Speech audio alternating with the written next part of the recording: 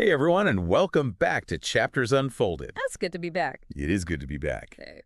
We are diving right back into Atomic Habits, Episode 3. This is where things get really, really interesting. Yeah, they do. So, last couple episodes, remember we were talking about tiny changes adding up over time? The 1%? The 1%. Yeah. Creating massive results. Right. Have you been putting any of that stuff into practice? Let us know. We always love hearing your stories. Yeah. But today, we're going to go even deeper. Yeah, we're going deeper because I think, we've covered a lot of like the sort of, I don't know, like the tips and tricks, but now we're kind of getting to like the deeper stuff, Okay. Like why do we slip back even when we know better, Like how many times have you like known you need to do something Oh, yeah. All the time. and you just don't? Totally. And so we're going to kind of get into the nitty-gritty of that. It's like you know you should be going to the gym, but you're like on the couch again. So we're going to talk about why that happens today. And the link between our habits and our identity. Ooh, identity and habits. Whoa, deep. That sounds pretty deep. Okay, so where do we even begin to unpack all this? So James Clear, the author of Atomic Habits, kind of gives us this analogy of behavior change being like an onion. Oh, okay. I like this. And so like an onion, it has layers. Okay. And each layer kind of plays a role in how we form habits. And so the first layer, which is the outcome, this is kind of where we always start, right? We want to lose weight. We want to learn a language. We want to get that promotion, whatever it is, right? So that's the what? Like, I want to play guitar. Exactly. I want to learn to play guitar. Yeah, I want to learn to play guitar. So that's the outcome. Okay. Then we have processes, which are the systems or the habits that we put in place to reach those outcomes. So if I want to learn to play guitar, Yeah. then I need to practice. You need to practice. You need to like take lessons, perhaps. Right. So outcome and process. Yeah. But then there's this deeper layer, which is the identity, which is the beliefs about ourselves. So if I want to be a great guitarist, I can't just practice scales and learn chords. I have to like see myself as a musician. Yeah. Like at your core. Is that what you're saying? Who are you? Yeah, absolutely. And so what James Clear posits is that most of us try and change our habits by focusing on the outcomes and the processes. But what if instead we focus on the identity, who we want to become? You're saying lasting change comes from our actions aligning with who we believe we are. Yes. It's building identity-based habits. Okay. So when our actions and our identity are in sync, it's not about forcing ourselves to do things. We're just naturally expressing who we are. Does that make sense? Can you give me an example? Because like I'm starting to see like how much more powerful this is than just setting a goal and hoping for the best. You know what I mean? Right. So imagine two people are trying to quit smoking, okay? Okay. Someone offers them a cigarette. Okay. And the first person says, "No thanks, I'm trying to quit." That makes sense. It's okay, reasonable.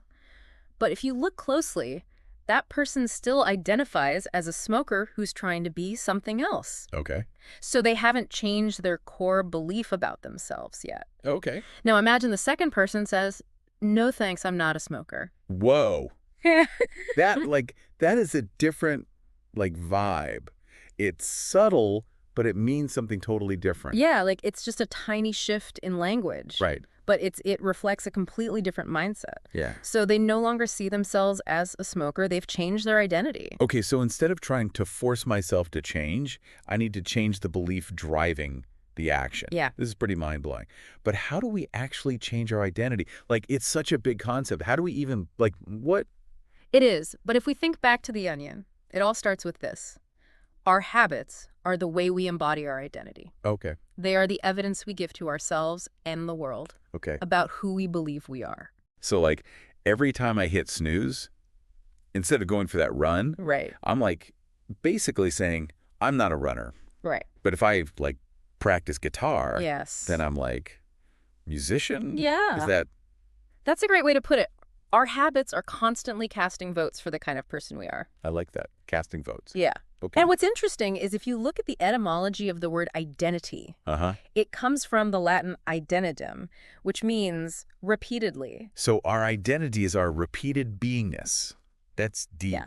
Yeah. Okay. And it connects perfectly to habits, right? Yeah. The more we repeat something, Yeah.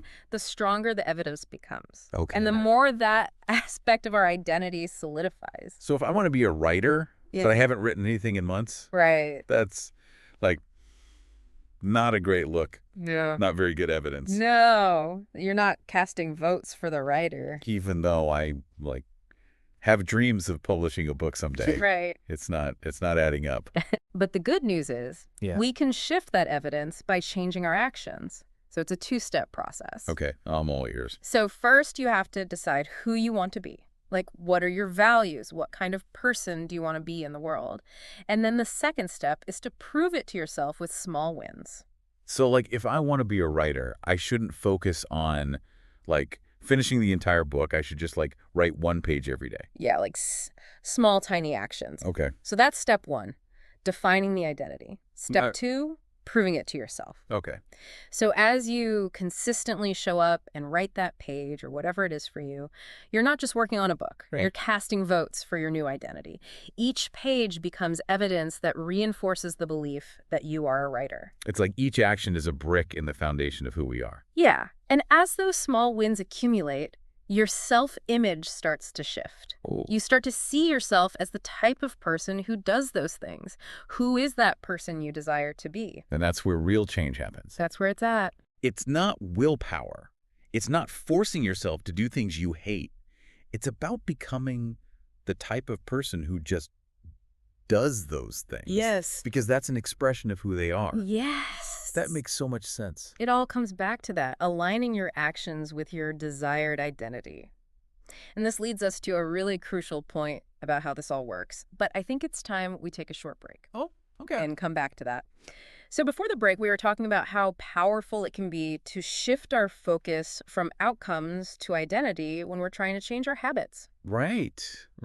And it's really like those aha moments Yeah. when we suddenly see ourselves differently. Have you ever had one of those moments that really changed your self-image? Yeah. Even if it's just a little bit, let us know. It would be awesome to hear about it in the comments. Yeah, those moments are powerful. Totally. And speaking of powerful changes, let's get back to that crucial point that I mentioned Yes, please. before the break. Yes, you left us hanging. I did. Well, it's about the feedback loop between habits and identity. Okay. This is where things get really interesting because it's not a one-way street. Okay. Our habits shape our identity, Oh, yeah. but then our identity also influences our habits. So can you break that down for me? Like what does that actually look like in our lives? Yeah. So let's say you want to be a morning person, Okay. but you keep hitting the snooze button. Yep. Every time you hit that snooze button, you're not just delaying your day, you're reinforcing the identity of someone who isn't a morning person. Yeah, I'm like snoozer, not early riser. Exactly. You're casting a vote Yeah. for the snoozer. But how does that loop back around? Well, because the more you reinforce that snoozer identity, the more likely you are to hit snooze the next day and the next day and the next day. Correct. And it becomes a self-fulfilling prophecy. Yeah. You start to believe, this is just who I am. I'm not a morning person. So our habits are creating a story about ourselves. Yeah. And then we start living into that story. That's kind of crazy. A Yeah. little scary. It is. But the good news is we have the power to change the story. Right. By consciously choosing to change our habits, Right. we can actually rewrite the narrative of our identity. So instead of saying, I'm not a morning person, I can start to say, I'm becoming someone who enjoys mornings. Yeah. And then, I don't know, set my alarm a little bit earlier Yes. every day. And as you start to experience those small wins of getting up earlier, Right. you're going to start to gather evidence for that new identity. And you're going to think, hey, maybe I am capable of being a morning person. Ooh, I like that. It's like hopeful. It's not about like denying who I am. No. It's about choosing who I want to become. Exactly. And, this applies to any habit. It doesn't have to be waking up early. It's recognizing that loop Yeah. and then using it to our advantage. So what are some of the negative identity loops that you see a lot? Like, what are some of the stories that we tell ourselves that like really hold us back? Oh, I think some of the common ones are like, I'm not creative. I'm bad with money. I'm not athletic. Yeah. I'm not good at math. Right. These are like all those limiting beliefs that can become like self-fulfilling prophecies if we're not careful. And those come from like experiences that we've had in the past, right? Like someone told us we weren't good at something as a kid. Yeah. Yeah. Or we had a couple of failures and now we're like, I'm just not good at this thing. Right, exactly. And those experiences don't have to define us. Okay. We have the power to choose a different story. Okay, I love that. Yeah, a more empowering story. So how do we break free from that? Like, where do we even begin to, like, undo some of those negative identity loops? Well, I think the first step is just becoming aware of it. All right. Like, pay attention to the stories you're telling yourself. So if I catch myself thinking like, oh, I'm just not a disciplined person, Yeah. I need to, like, stop and question that. Yes, question it. Like, is this really true? Is there evidence for this? What if the answer is yes? Yeah. Like, what if I have a whole history of starting projects and not finishing them? Well, even then, it's not a life sentence. Okay. You can always choose to change the story.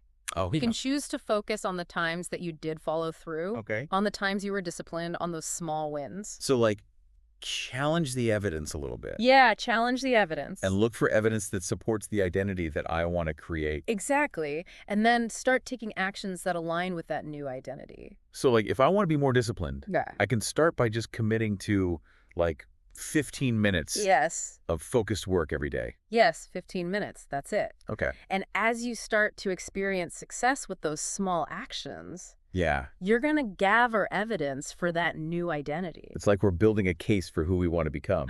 I'm really starting to see how this all connects. Like, our habits are the building blocks of our identity.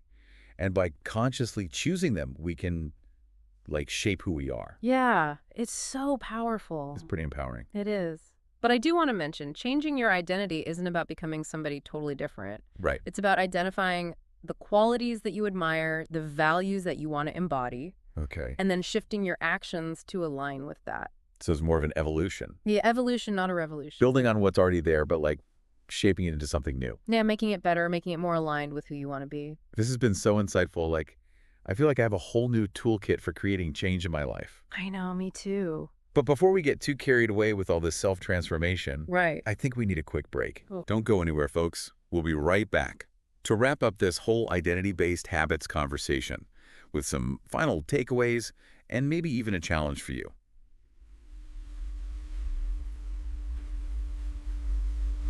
Welcome back to Chapters Unfolded. We've been talking about this connection between our habits and our identity, and how even small changes in our habits can lead to big shifts in, like, who we believe we are. It's powerful stuff. It is powerful stuff, and I know I promised everyone a challenge. Oh, yes, you did. So are you ready for it? Hit me with it. Okay, here it is. Think about one area in your life where you really want to see some positive change. Okay. It could be your health, your productivity, your relationships, like anything that feels important. Uh-huh. Now ask yourself this question. Who is the type of person who could easily achieve that change? I love that question. Right? It makes you think, like, beyond the surface and Yeah. dig deeper. Yeah, so instead of just, like, cleaning your desk or making a to-do list, Yeah. if you want to be more organized, ask yourself, what would an organized person do? Yeah. How would they think? How would they approach their day? What habits would they have? Yes, Yeah. exactly. So once you have that image in your mind of, Yeah. like, that ideal identity, now you can start thinking about, okay, what are the tiny habits that I can do every day Yeah. that prove to myself that, hey, I am that kind of person? The small wins. Right. The small wins, yeah. Like, for an organized person, maybe it's spending 5 minutes at the end of the day just tidying up your desk. Yeah. Or setting a timer for 25 minutes of focused work and then taking a 5-minute break, you know? Love it. Little things like that that can add up. And don't forget to, like, celebrate those small wins, right? Celebrate. Every time you do it, it's like proof that you're moving closer to that person that you want to become. It's fuel for the identity engine. I like that. Fuel for the identity engine. It's like, yes, I did it. I can do this. I am that person. Yeah. This has been so inspiring. Oh, it's been great. I feel like we've unlocked, like, a whole new level. Of understanding about habits and how they can literally shape our lives. I agree. It's been awesome. Absolutely. So thank you, everyone, for joining us on this journey through Atomic Habits. Yeah, thanks for being here. Hopefully you found this deep dive insightful and motivating. I hope so. And don't forget to share your thoughts, Yes. your aha moments, or even your challenges down in the comment. We love hearing from you. We love hearing from you. Okay. And if you liked what you heard today, make sure you like this video and subscribe to Chapters Unfolded for more deep dives into the books that are changing the way we think and live. Until next time, happy reading and happy habit building.